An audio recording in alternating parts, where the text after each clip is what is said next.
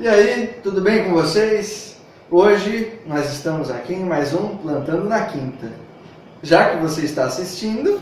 Com certeza! Hoje nós estamos aqui com uma pessoa muito importante para a comunidade cristã, especialmente para mim, uma pessoa também importante, porque é meu pai, pastor Celso Piccoli.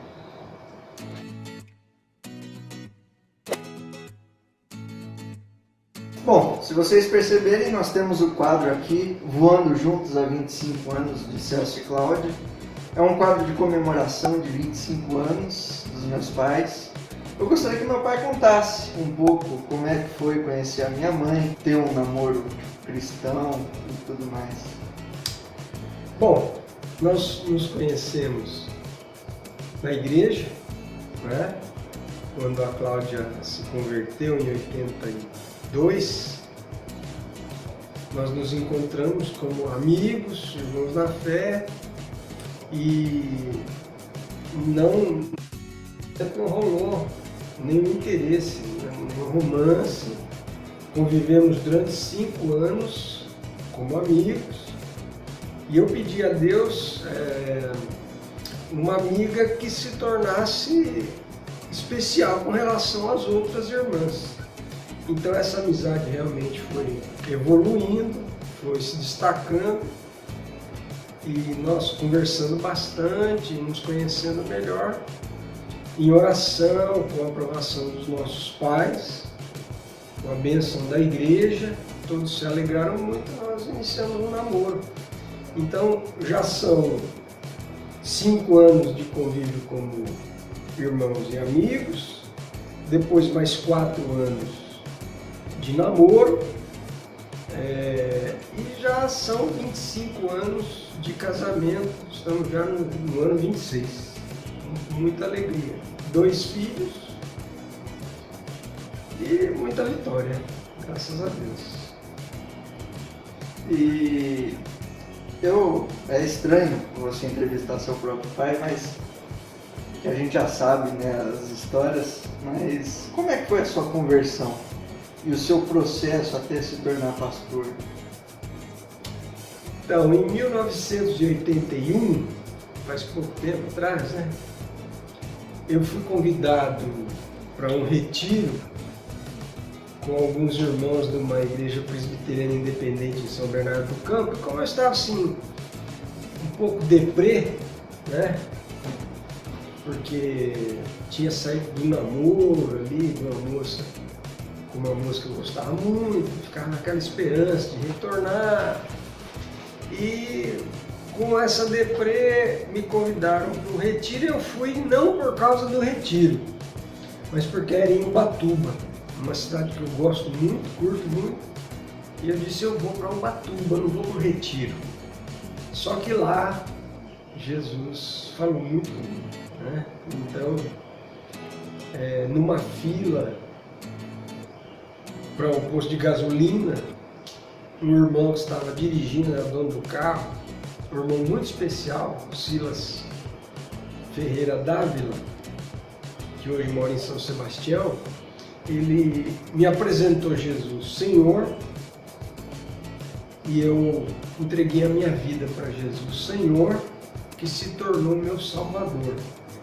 Antes de continuar, por que Jesus Senhor? Então, a ênfase na pregação da igreja evangélica é para a gente aceitar Jesus como nosso Salvador. É claro, se você aceitar Jesus como seu Salvador, primeiro você vai prosperar, você vai ser curado, você vai ser cabeça e não cauda, né? Todo mundo vai aceitar Jesus como Salvador. Não tem demanda, não tem desafio, não tem o que perder. Porém, essa é só metade da pregação. E na verdade só diz respeito às bênçãos. Quando a gente ouve a pregação toda na íntegra, toda a proclamação do Evangelho, você tem conhecimento de que Jesus, ele veio para reinar. Ele é Senhor, é dono da minha vida. E aí a Bíblia diz assim: se com tua boca confessares a Jesus como teu Salvador, serás salvo. Então, a salvação é um meio para que você seja recuperado, você retorne para o propósito de Deus, que é o reino de Deus, Jesus reinando sobre a nossa vida. E depois que você se converteu, como é que foi essa entrada na igreja, descobrindo Jesus como Senhor, não como apenas Salvador? Então, Jesus ordena que nós façamos discípulos. Ele diz assim: batizando eles em nome do Pai, do Filho e do Espírito Santo e ensinando todas as coisas que vos tem ordenado. Essa parte do ensino é o que veio depois, né? É o discipulado, né? Então, o discipulado é você aprender com irmãos que já estão na caminhada como é que eu vivo de uma maneira que agrade a Deus. Aí eu vou aprender a honrar meu pai e minha mãe, a obedecer meu pai e minha mãe, a cuidar das minhas coisas, a arrumar o meu quarto, a ser um estudante responsável porque é o meu trabalho, e daí por diante, né? Você vai crescendo. E essa é uma etapa da adolescência. Depois vem a etapa quando você já se torna um adulto, começa a trabalhar, você começa a trabalhar honestamente, fazer nos princípios da palavra de Deus a sua administração financeira, dar sentido a todas as coisas que você faz de uma maneira que glorifica a Deus. Aí vem o namoro santo, né? Não ficar com um, mas ficar com o outro. E dessa forma você vai vivendo de uma maneira que agrada a Deus. Isso veio depois, um processo, né? A cada dia nós vamos nos tornando cada vez mais parecidos com Jesus no caráter. Certo. Bom, para quem não sabe, o meu pai ele era da Presbiteriana Independente do Brasil, de São Bernardo. Depois de ter casado com a minha mãe, eles precisaram se mudar, foram para Guarulhos, e foi daí que, meu pai já tinha um relacionamento com o pastor Edmilson antes, né? E eu queria que você contasse um pouco sobre isso, né? Sobre esse relacionamento, como é que foi para Guarulhos. Bom, vamos primeiramente falar da Igreja Presbiteriana Independente, né? Isso foi uma herança. Meu pai e minha mãe, principalmente minha mãe, já na infância, era protestante, como se dizia naquele tempo, perseguida, discriminada na escola. Quando o padre chegava, ela tinha que ir para fora da sala de aula, né? Então essa é uma herança. Nós éramos protestantes, éramos presbiterianos independentes por herança familiar. A conversão é outra coisa, né? É uma experiência pessoal com Cristo. Eu estava na Presbiteriana Independente, agradeço a Deus por esses irmãos, admiro esses irmãos, não é?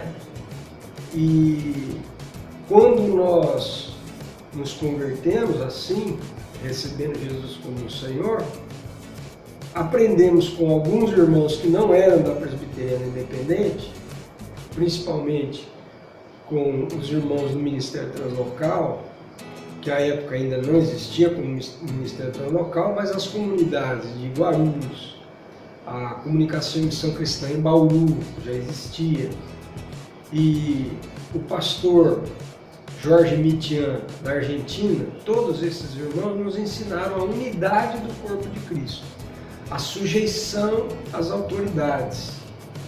E por esses dois ensinamentos, nós permanecemos na Presbiteriana até o momento em que nós mudamos de cidade, por causa do nosso casamento, por causa do nosso trabalho.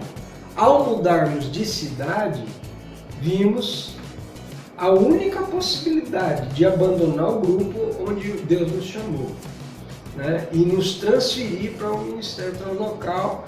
Já éramos discipulados pelo pastor Edmilson Marques Dias lá de Guarulhos, desde moço. Pastor Edmilson, que inclusive já escreveu uma devocional para a gente na página. É uma grande honra, inclusive, para nós.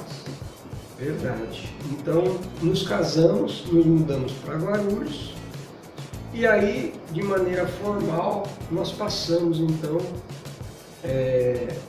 para estar sujeitos a esses irmãos com quem nós andamos até hoje, desde 1990, de maneira formal. Certo. E como é que foi a vinda para Peruíbe? Porque eu lembro que, na verdade eu não lembro, eu estava na barriga da minha mãe, que vocês passaram algumas dificuldades, né? Teve alguns problemas políticos no país que causaram algumas tretas familiares, né? Financeiras, e vocês tiveram que vir para Peruíbe. E como é que foi esse direcionamento de Deus para cá? Olha, foi circunstancial, né? Porque nós estávamos num momento político e econômico muito difícil, né?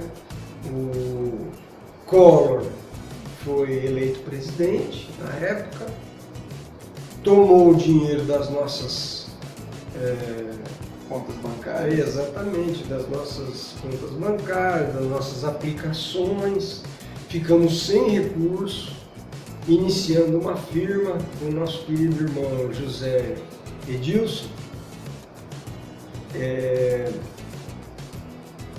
Entramos numa recessão, as portas foram se fechando e somente uma se abriu para nós, que era vir para Peruíbe, onde já tínhamos família, tínhamos casa da residência da família, e aqui nós começamos então a trabalhar.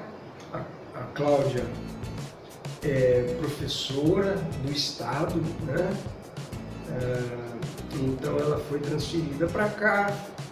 Eu comecei a trabalhar com jardinagem aqui, cortando grama e etc. Trabalhando com mudas de plantas ornamentais. E assim fomos tocando o nosso barco, né?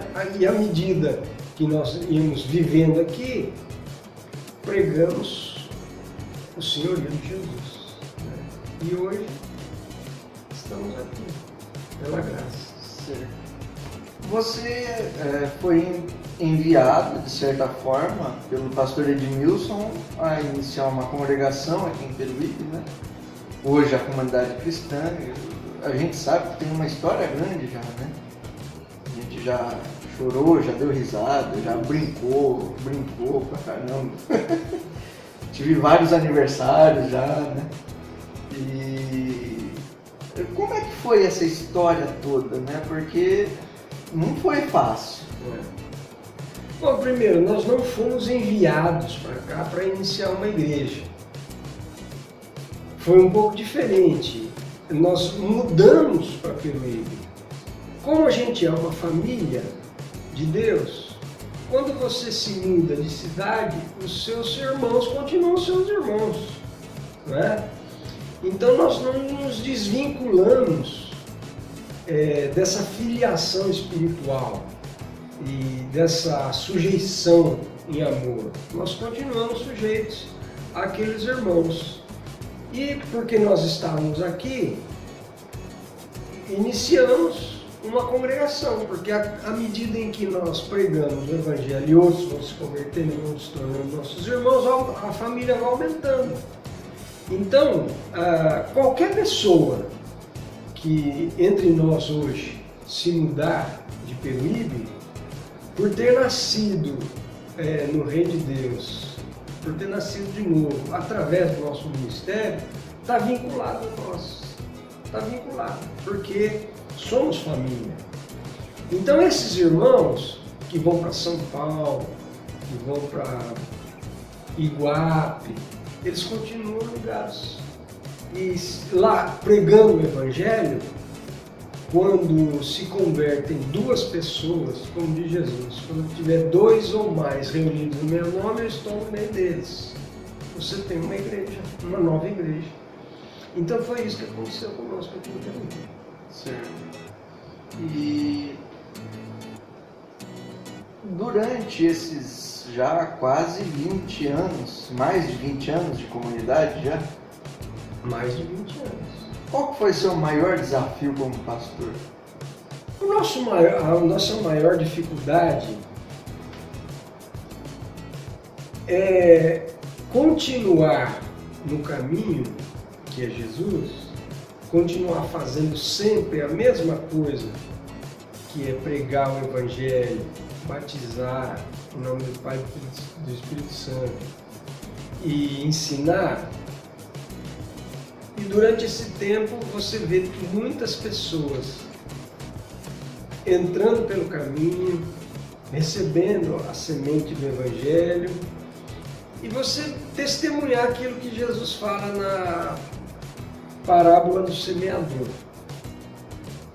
Muita gente recebe a palavra e não permanece, muita gente recebe a palavra e o diabo rouba do seu coração.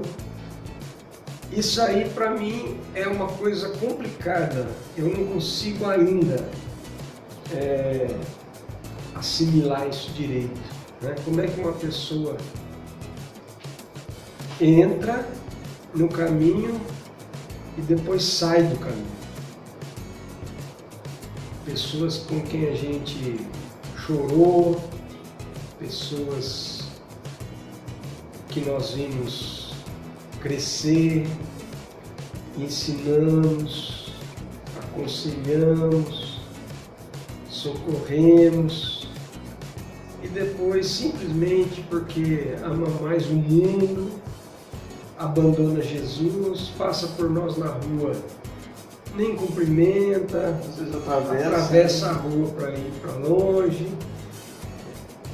É triste você ver a igreja dando marcha ré, né? E aí precisa começar de novo, não, continuar, né? E, bom, a igreja passou por alguns altos e baixos. Não é segredo que a gente teve dificuldades, né? Como é que você vê a comunidade cristã aqui de Peruíbe atualmente? E o que você enxerga para o futuro? Os desafios? O que você espera? Claro, tudo direcionado debaixo da vontade de Deus, né? Bom, nós estamos num momento bem agradável.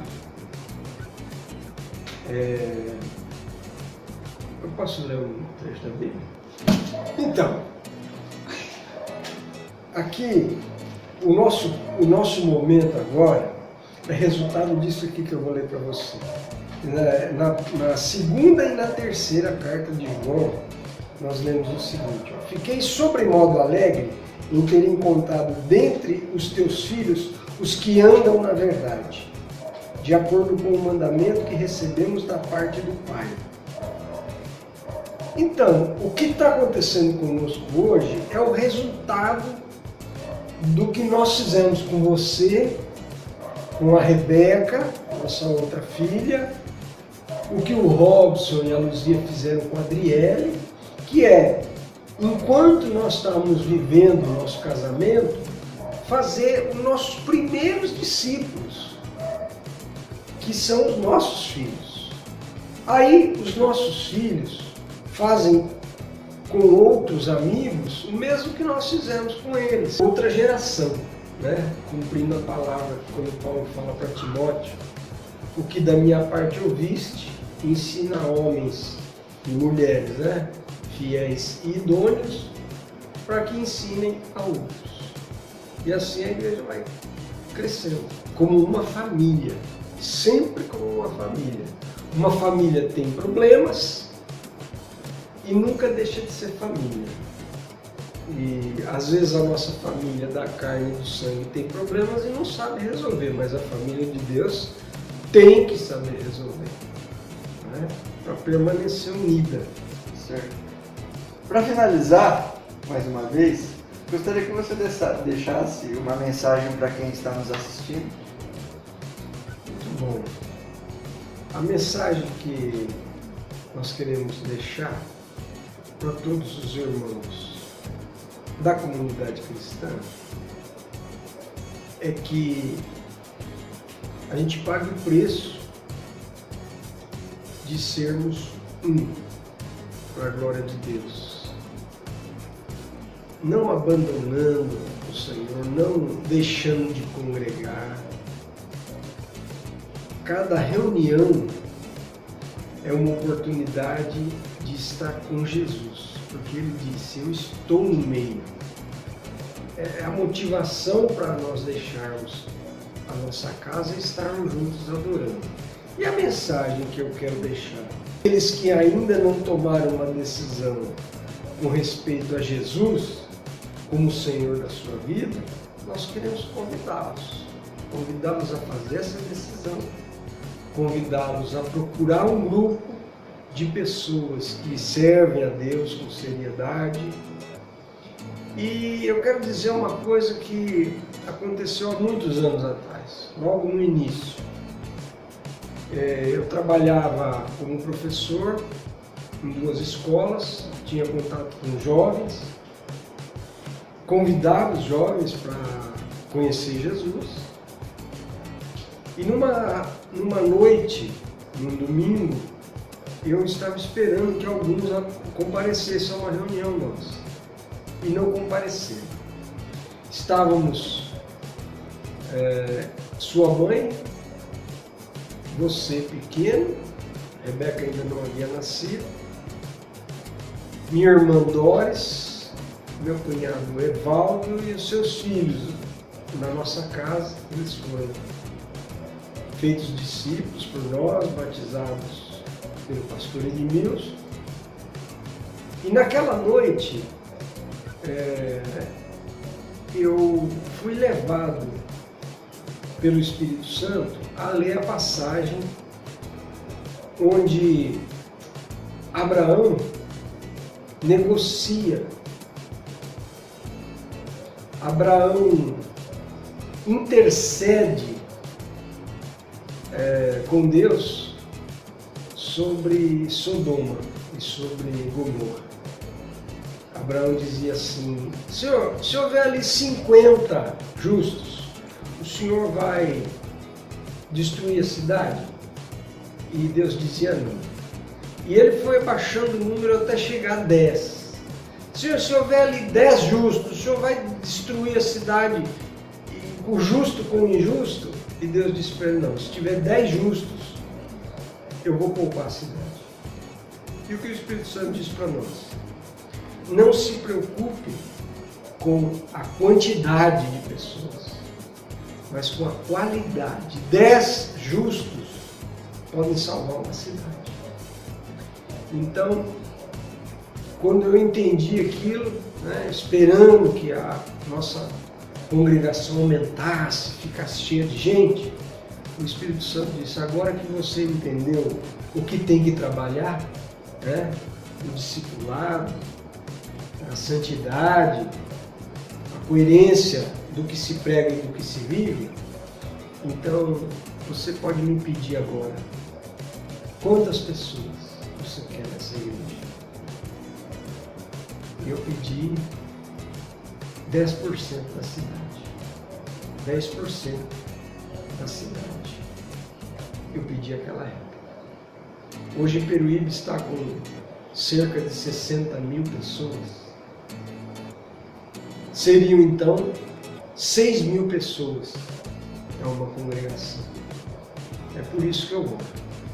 Então, se você ainda não se decidiu com respeito a Jesus, Senhor da sua vida, nos procure e venha fazer parte dessa igreja que Jesus vai formar a sua honra e a sua glória. Amém. Nós tivemos aqui um papo muito gostoso com o pastor Celso.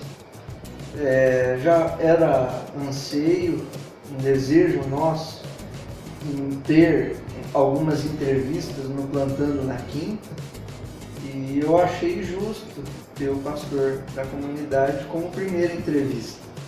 E é uma alegria para nós ter esse momento, e para mim especialmente. Eu me sinto honrado por ser seu filho. E, bom, esse foi mais um Plantando na Quinta.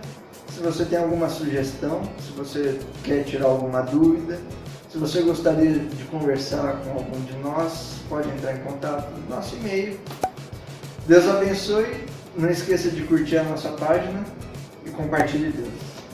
Valendo? Eu tô não dá.